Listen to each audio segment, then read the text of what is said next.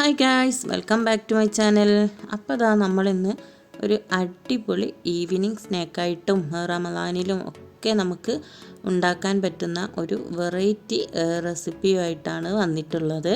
അപ്പോൾ നമുക്കിത് എങ്ങനെയാണ് ഉണ്ടാക്കുന്നതെന്ന് നോക്കാം.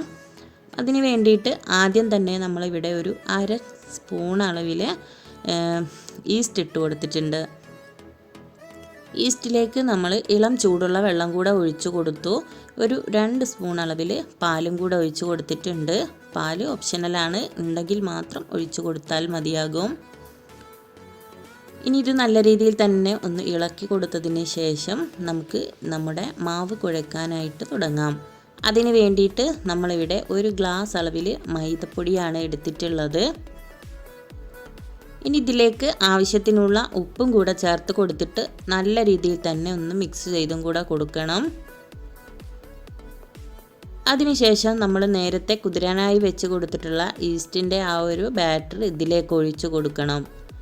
അതും കൂടെ ഒഴിച്ചു കഴിഞ്ഞാൽ പിന്നെ നിങ്ങൾക്ക് ഇത് കുഴച്ച് നോക്കിയതിന് ശേഷം ആവശ്യമുണ്ടെങ്കിൽ മാത്രം ഒരല്പം കൂടെ വെള്ളം ചേർത്ത് കൊടുത്താൽ മതിയാകും. വെള്ളം ചേർത്ത് കൊടുക്കുമ്പോൾ ഇളം ചൂടുള്ള വെള്ളം തന്നെ ചേർത്ത് കൊടുക്കാനായിട്ട് ശ്രദ്ധിക്കണേ. അപ്പോൾ ദാ നമ്മൾ ഈ ഒരു രീതിയിലൊന്ന് കുഴച്ചെടുത്തിട്ടുണ്ട്. അപ്പോൾ ഒരല്പം വെള്ളത്തിൻ്റെ കുറവുണ്ടായിരുന്നു. അപ്പോൾ ഞാൻ ആ ഒരു ഇളം ചൂടുവെള്ളം ഒരല്പം കൂടെ ഒഴിച്ചു കൊടുത്തിട്ടുണ്ട്. ഇനി ഇത് നല്ല രീതിയിൽ തന്നെ നമുക്ക് കൈവച്ച് കുഴച്ചെടുക്കാം. അപ്പോൾ ദാ നമ്മൾ നല്ല അടിപൊളിയായിട്ട് തന്നെ ഇത് കുഴച്ചെടുത്തിട്ടുണ്ട്. ഇനി നമുക്കിതൊരു 1 മണിക്കൂർ മുതൽ 2 മണിക്കൂർ വരെ ഒന്ന് റെസ്റ്റ് ചെയ്യാനായിട്ട് വെക്കണം. അതിന് വേണ്ടിയിട്ട് നമ്മൾ ഇതുപോലെ ഒന്ന് കവർ ചെയ്ത് കൊടുത്തിട്ടുണ്ട്. അങ്ങനെ ഇതാ ഒരു 2 മണിക്കൂറിന് ശേഷം നമ്മളിതൊന്ന് തുറന്ന് നോക്കുകയാണ്. അപ്പോൾ ഇതാ നല്ല അടിപൊളിയായിട്ട് തന്നെ നല്ല സോഫ്റ്റായിട്ടൊക്കെ കിട്ടിയിട്ടുണ്ട് കേട്ടോ. നമ്മൾ കൂടുതൽ ഈസ്റ്റ് ചേർത്ത് കൊടുക്കാത്തത് കൊണ്ടാണ് ഇത് നല്ല രീതിയിൽ പൊങ്ങി വരാത്തത്. അപ്പോൾ നമുക്ക് അത്രയും വേണ്ട, നമുക്കൊരല്പം ഈസ്റ്റ് ചേർത്ത് കൊടുത്താൽ മതി.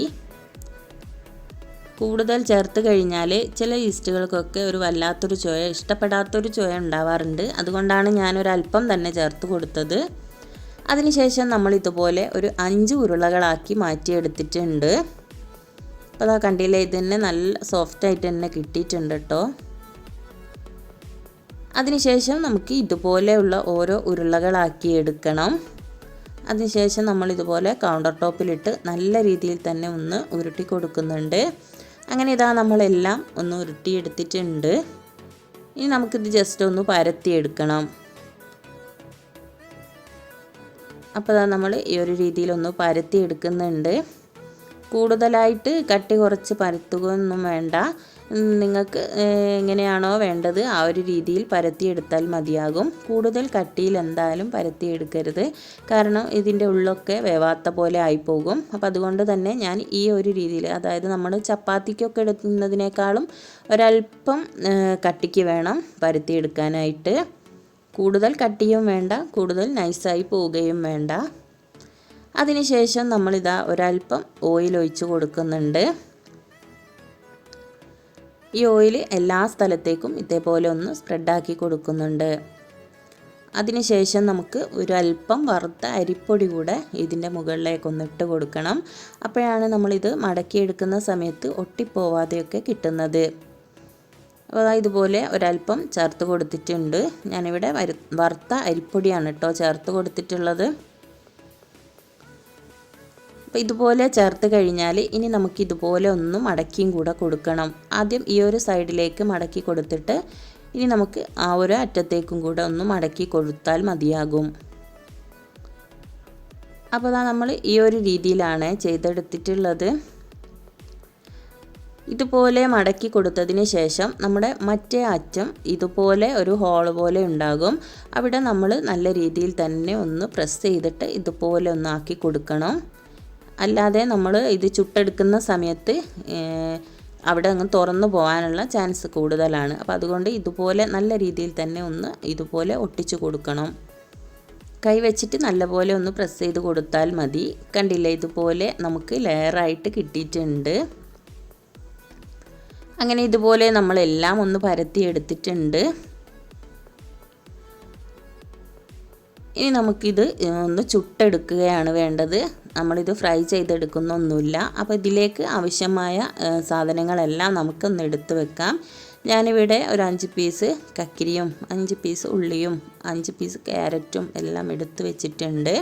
പിന്നെ നമുക്ക് വേണ്ടത് ഇതേപോലെ ബേ ലീഫാണ്. അപ്പോൾ അതും കൂടെ നമ്മൾ എടുക്കുന്നുണ്ട്. അപ്പോൾ കസിൻ്റെ ഇലയൊക്കെ നിങ്ങളുടെ കയ്യിൽ ഉണ്ടെങ്കിൽ മാത്രം എടുത്താൽ മതി. പക്ഷേ ഇതെല്ലാം ഉണ്ടെങ്കിലാണ് ഇത് നല്ലൊരു ടേസ്റ്റൊക്കെ കിട്ടുന്നത്. ഇനി നമുക്കിതിലേക്ക് വേണ്ടത് ഒരല്പം ചിക്കനാണ്. ബോൺലെസ് പീസായ ചിക്കൻ നമ്മൾ ചെറുതാക്കി അരിഞ്ഞെടുത്തതാണ് കേട്ടോ.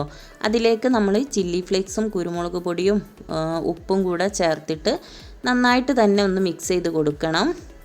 ഒരല്പം ചിക്കൻ മസാല കൂടെ ചേർത്ത് കൊടുത്തിട്ടുണ്ട്. ഇതെല്ലാം കൂടെ ചേർത്ത് കൊടുത്തതിന് ശേഷം നമ്മൾ നല്ല രീതിയിൽ തന്നെ ഒന്ന് മിക്സ് ചെയ്തും കൂടെ കൊടുക്കുന്നുണ്ട്. ഈ ഒരു മസാല മാത്രം ചേർത്ത് കൊടുത്താൽ മതി. അപ്പോഴാണ് നമുക്ക് ഈ ഒരു ചിക്കന് നല്ലൊരു ടേസ്റ്റൊക്കെ കിട്ടുന്നത്. കൂടുതൽ മസാലകൾ ചേർത്ത് കൊടുക്കുമ്പോൾ അതിൻ്റെ ആ ഒരു നല്ല ടേസ്റ്റൊക്കെ നഷ്ടപ്പെട്ടു പോകും. ഇതുപോലെ മസാല ആക്കി എടുക്കുകയാണെന്നുണ്ടെങ്കിൽ ഒരു അൽഫാമിൻ്റെ ആ ഒരു ടേസ്റ്റൊക്കെ കിട്ടും കേട്ടോ.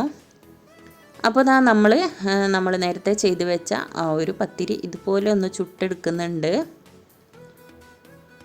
ഇതിൽ കൂടുതൽ എണ്ണയൊന്നും ചേർക്കാത്തത് കൊണ്ട് തന്നെ നമ്മൾ ആ ഒരു ഫില്ലിങ് ചിക്കൻ പൊരിക്കാൻ മാത്രമാണ് നമ്മളിതിൽ എണ്ണ ഉപയോഗിക്കുന്നത്.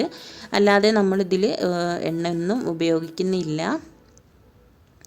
അതുകൊണ്ട് തന്നെ ഇത് നോമ്പ് തുറക്കുന്ന സമയത്തൊക്കെ നല്ലൊരു ഭക്ഷണമാണ് കേട്ടോ. നമുക്ക് പത്തിരിയുടെ ഒന്നും ആവശ്യം വരുന്നില്ല. ഇതുപോലെ 2 എണ്ണം കഴിക്കുകയാണെന്നുണ്ടെങ്കിൽ നമുക്ക് വയറ് നിറയും. അത്രയ്ക്കും അടിപൊളി ടേസ്റ്റുമാണ്. ആ ഒരു ഷവർമ്മയുടെ ഒക്കെ ഒരു ടേസ്റ്റ് നല്ല ടേസ്റ്റാണ്.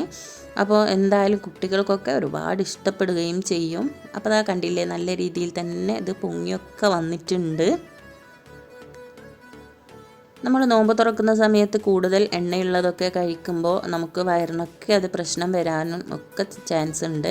അപ്പോൾ അതുകൊണ്ട് തന്നെ ഇതുപോലെയുള്ള ഐറ്റം ആണെങ്കിൽ നമുക്ക് നോമ്പ് തുറക്കുമ്പോൾ ഇത് കഴിച്ചാൽ നമുക്കൊരു പ്രശ്നവും ഉണ്ടാവില്ല. അങ്ങനെ നമ്മൾ എല്ലാം ഒന്ന് ചുട്ടെടുത്തിട്ടുണ്ട്. ഇനി നമുക്കൊരു പാനിലേക്ക് ഒരല്പം എണ്ണ ഇതുപോലെ ഒന്ന് ആക്കി കൊടുക്കാം. കൂടുതലായിട്ട് ഒഴിച്ച് കൊടുക്കേണ്ട ആവശ്യമില്ല. അതിനുശേഷം നമ്മൾ നേരത്തെ മാരിനേഷൻ ചെയ്ത് വെച്ച ചിക്കൻ ഇതിലേക്കൊന്ന് ഇട്ട് കൊടുക്കുന്നുണ്ട്. ഇനി ഇത് നല്ല രീതിയിൽ തന്നെ ഒന്ന് മൂടി വെച്ചിട്ട് തിരിച്ചും മറിച്ചും ഇട്ടിട്ട് നല്ലപോലെ ഒന്ന് ഫ്രൈ ആക്കിയും കൂടെ എടുക്കാം.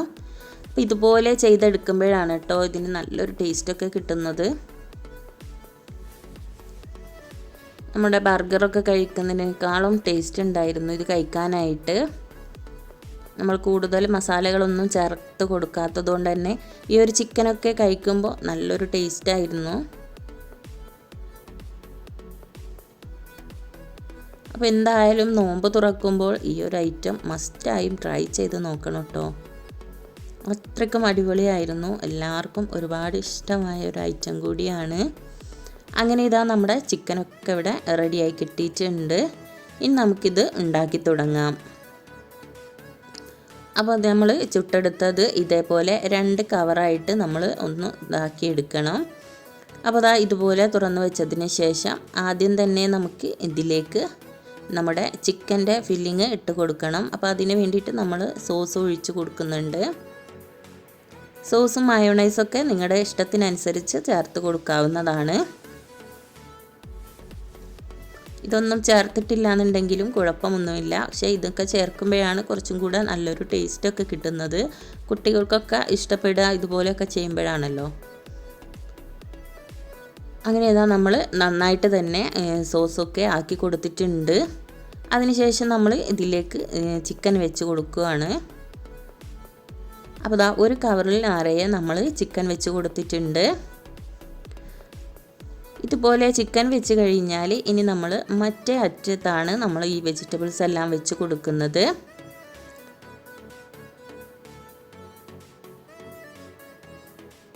അപ്പോൾ ആദ്യം തന്നെ നമ്മൾ കസിൻ്റെ ഇല വെച്ച് കൊടുക്കുന്നുണ്ട്. പിന്നെ ക്യാരറ്റ് വെച്ച് കൊടുത്തു. പിന്നെ കക്കിരി വെച്ച് കൊടുത്തിട്ടുണ്ട്. പിന്നെ ഒരു കഷ്ണം ഉള്ളിയും കൂടെ വെച്ച് കൊടുത്തിട്ടുണ്ട്. ഇത്രയേ ഉള്ളൂ. അപ്പോൾ അതാ അടിപൊളിയാണ് കേട്ടോ അത്. എന്തായാലും എല്ലാവരും ഒന്ന് ട്രൈ ചെയ്ത് നോക്കണേ. അപ്പോൾ നെക്സ്റ്റ് വീഡിയോ ആയിട്ട് വീണ്ടും കാണുന്നവരേക്കും സ്നേഹത്തോടെ ബൈ.